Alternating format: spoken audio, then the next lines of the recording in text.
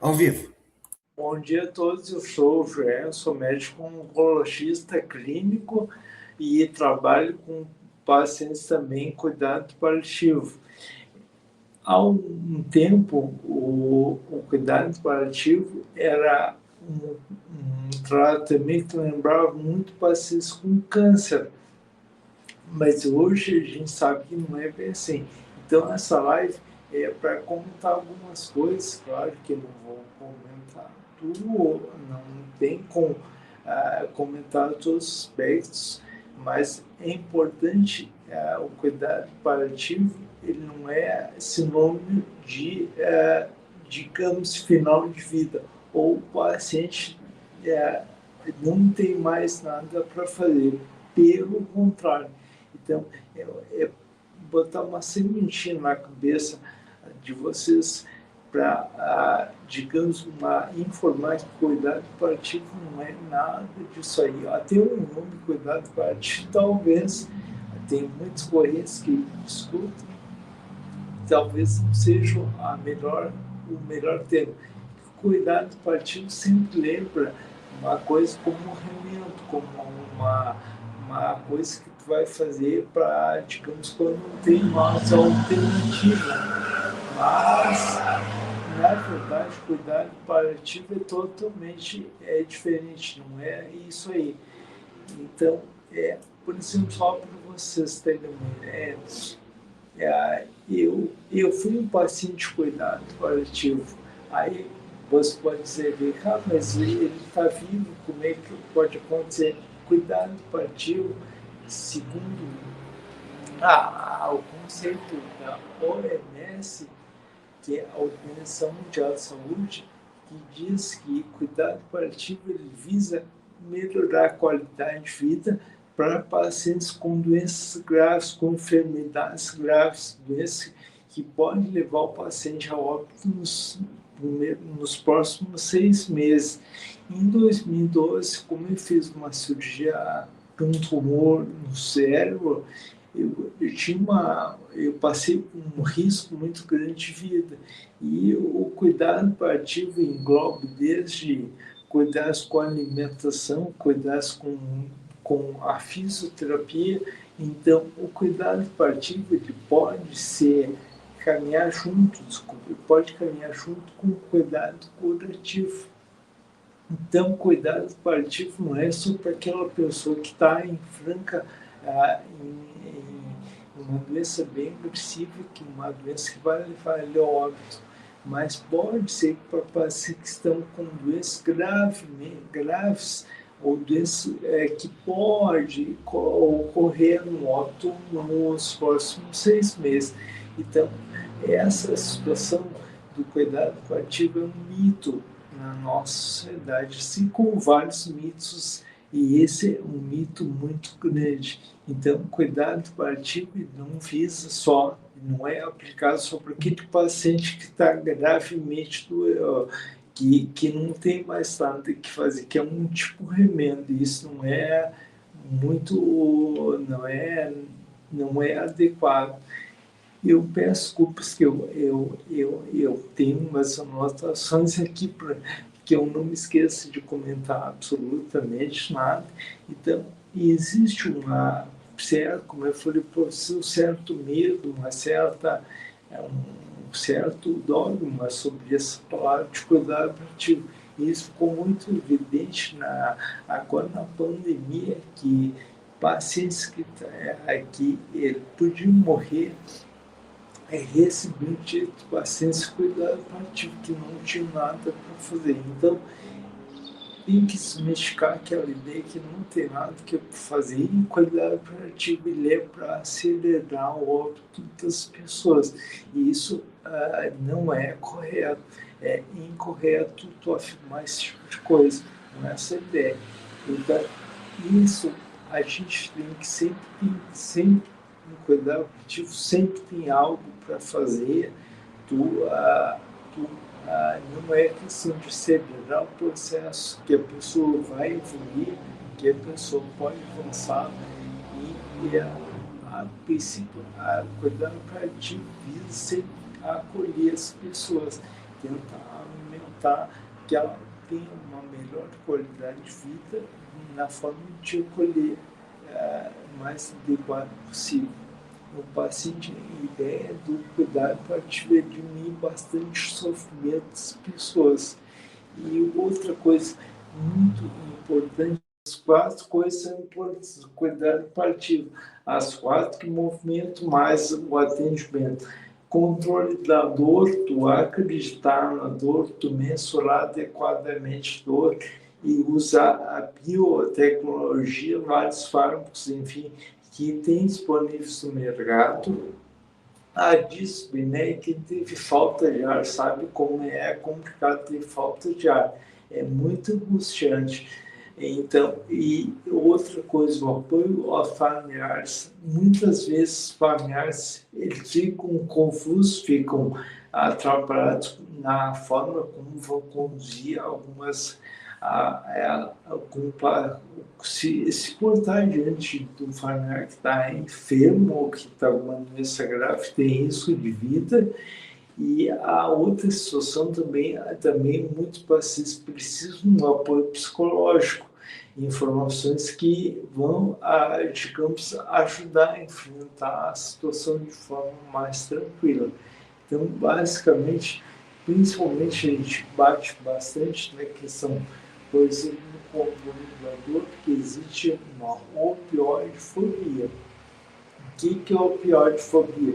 É o medo da pessoa de usar a morfina. Tem uma grande temor sobre o uso da morfina, que a pessoa, a nossa sociedade, ela acredita que a morfina é só usada por paciente que está em final de vida. Não é nada disso. A morfina serve para aliviar o sofrimento. Então, a morfina, a gente desmistifica muito isso aí quando o pessoal quando fala em morfina, geralmente a pessoa bota um olho bem de arregar a visão. Que na verdade, quando a gente tenta desmistificar isso aí, por exemplo, a morfina é usada sempre para crianças, assim, então a morfina é usada até na pediatria, ela visa aliviar o sofrimento da pessoa, mas também o cuidado paliativo prega, isso é muito importante. E a falta de ar é uma medicação muito simples, algumas vezes tu pode ver muito falta de ar com a mesma morfina, que é usada para dor e pode ser usada também, claro, em doses diferentes, com orientação médica também para alívio da falta de ar. E isso é um outro, a gente vai comentar mais à frente. E também uma coisa que a gente sempre salienta para o paciente, para o familiar, de forma, digamos, enfática, é que os dois não podem assistir. Então, a gente tem que ser meio chato, digamos assim, persistente, na verdade, eu gosto mais dessa palavra, na função de aliviar o sofrimento. Não é porque eu tenho câncer que eu vou ter que sofrer, ou que eu vou ter que passar trabalho, não é essa a ideia. Então, existe um arsenal de coisas, de medicamentos ou medidas não farmacológicas de outras situações que vão aliviar bastante o sofrimento das pessoas. Então, não é porque o paciente tem o diagnóstico diz que ele vai ter que sofrer. O paciente, por exemplo, com o Alzheimer, ou não sei se vocês viram ontem, a gente tem uma dica de um filme de paciente com Alzheimer que se beneficia do cuidado paliativo. Eu atendo muitos pacientes com Alzheimer no Recanto com a Paixão e muitos pacientes, eles são pacientes que tiveram histórias breves e esses pacientes estão nesse momento com uma doença neurodegenerativa grave. Então, são pacientes, mas esses pacientes não tem que ter dor, não tem que ter falta de ar, tem que tentar aliviar o sofrimento. Para que elas são já é grave, mas ela ficar digamos, causando algum dano maior que a própria doença, não tem porquê. Então, esses pacientes eles têm uma história prévia, e essa história tu tem que preservar, isso é bem importante também. E outra coisa, tu sempre tem que manter a dignidade. Então, a dignidade, o que é isso? É algumas coisas, tu tem que te orientar, tu tem que saber o que é a vontade do paciente. Aí entra um capítulo que é as diretivas antecipadas de vida. Na verdade, é o que o paciente quer, ganhos, enfim, é o que o paciente quer quer fazer. Diante de uma doença grave, diante do sofrimento, o que o paciente quer e o que o paciente não quer, independente da vontade da família, que a gente tem respaldo pela Constituição, que a princípio a vontade do paciente, quando ele está no claro, que o paciente tem condições, tem que passar a dizer o que ele quer e o que ele não quer fazer. Por exemplo, tem pacientes que te dizem, olha, doutor, não quero ir para o UTI, não quero ser entubado, não quero ser massageado. Esse é um direito do paciente, um dever nosso, seguir essa vontade. Então, até onde tu pode isso, tem que delimitar bem quando o paciente, claro que o paciente tem condições de decidir isso aí. Não que o paciente decidiu, por exemplo, não quero ir para UTI, lúcido, orientado, e a família, depois, quando o paciente está grave, a família vem te cobrar, olha, leva meu família para UTI. Esse paciente, tu tem que obedecer essa diretiva. Se o paciente já decidiu que ele não ia para UTI, ele que decidiu. Então, tu tem um par legal para essa tomada de decisão também. Isso é muito importante. O cuidado paliativo, ele é, digamos, eu gosto bastante de uma comparação que um ativista, o Tom Cavalcante,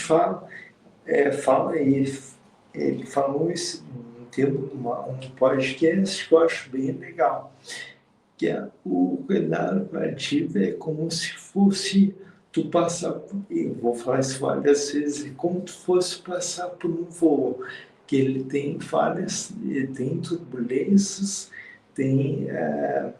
ele pode ter um efeito desagradável, ou seja, o avião pode cair, ou seja, mas tu está na classe econômica.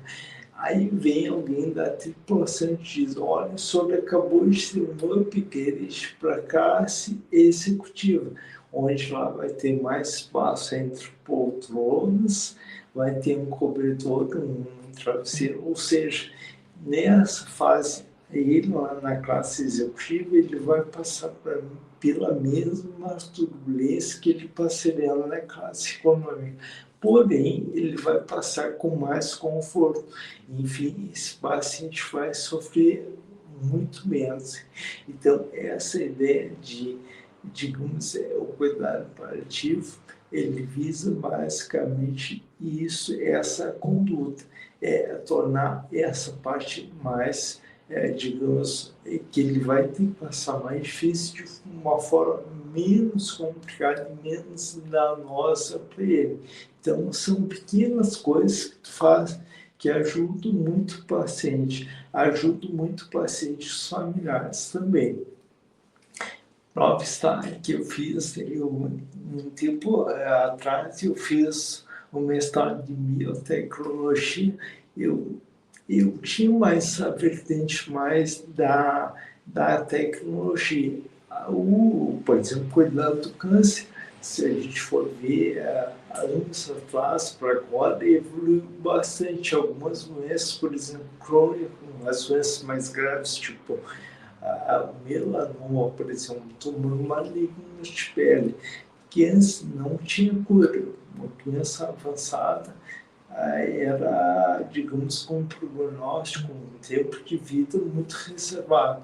Hoje, nesses pacientes, até com o avanço das tecnologias, tu discute a possibilidade de cura desse paciente, mas a questão emocional hoje teve esse grande avanço na parte tecnológica, mas teve um grande retrocesso na parte de outras de outras coisas, tipo o que pega muito cuidado paliativo. Então, hoje, diferente da época que fiz mestrado em biotecnologia pela UFRGS, eu estou mais na linha do cuidado paliativo. Então, uma linha que eu hoje, no meu doutorado, é em cuidados paliativos, avaliar o exercício físico. Esse paciente, ele em cuidado paliativo, ele pode fazer algum tipo de atividade física? Essa é uma pergunta que a gente quer responder. Enfim, então, só para, digamos, o cuidado paliativo não é um rótulo, não é um dogma. Não quer dizer que esse paciente não tem nada para fazer. Às vezes, só aquecendo, dando uma coberta, já está fazendo cuidado paliativo. E isso aí foi muito importante na época, por exemplo, que eu estava doente com risco de vida. Então, isso me ajudou bastante. Então, são pequenas coisas que ajudam, que auxiliam o tratamento curativo. Claro, em algum momento os dois podem ter proporções diferentes, mas auxiliam o cuidado curativo até para que ele consiga realmente fazer fazer o seu objetivo, ou seja, cuidar o paciente. Mas o cuidado paliativo, ele é uma ferramenta muito importante, ajuda muita gente, ajuda nesse sofrimento que as pessoas estão passando com um diagnóstico, uma doença avançada, seja ela câncer, uma doença neurodegenerativa, ou outra doença qualquer, que ele pode correr risco de vida nos próximos 6 meses, e esse paciente visa basicamente aliviar o sofrimento. Então, essas informações, digamos, a gente não abordou o leque total das peculiaridades do cuidado paliativo. Mas se eu já conseguir plantar uma sementinha na cabeça de vocês, já é esse o objetivo. E a ideia é que vocês consigam passar essas informações para aquelas pessoas que estão passando por isso, ou os seus familiares. Então, eu convido vocês a compartilhar essas informações com outras pessoas. Também vocês podem salvar a sua live e reassistir depois. E também, se vocês quiserem, se tiverem alguma pergunta para fazer, podem fazer, não tem problema. Obrigado, agradeço a todos. E a próxima live, eu convido vocês, vai ser no sábado que vem, às 11 horas, que é sobre o que eu sempre te pergunto, a questão dos direitos, o que tu pode ter direito contra uma doença grave. Então, são as coisas que tu pode ter direito, como auxílio de doença, você descartar meu fundo de garantia, coisas bem simples, mas coisas que fazem toda a diferença diante de uma situação como essa. Então, hoje, nessa parte de cuidado paliativo, sempre tem muita coisa, a gente vai falar numa outra live, outras questões. Ontem, com uma amiga minha, disse também, ontem ela estava enfrentando uma dificuldade de o acesso, o preço desse cuidado, o quanto facilita o acesso. Então, são coisas que a gente vai comentar numa outra live também. Mas, basicamente, se eu conseguir essa informação, vocês conseguirem já plantar semente, já vai ajudar muito, e espero que isso auxilie muito a maior parte das pessoas, que esse é o nosso objetivo. Obrigado a todos. Valeu, Felipe.